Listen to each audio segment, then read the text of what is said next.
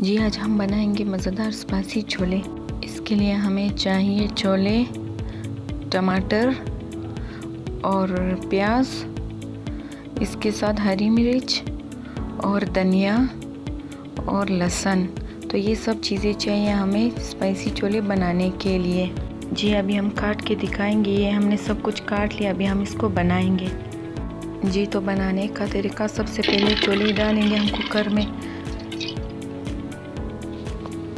फिर इसके प्याज डालेंगे, फिर इसके बाद हम टमाटर डालेंगे इसमें, और इसके बाद हरी मिर्च डालेंगे, इसके बाद लहसुन डालेंगे और फिर धनिया डालेंगे। इसमें अब डालेंगे नमक, और इसके साथ अब हम इसमें डालेंगे मसाला, और इसमें अब डालेंगे हम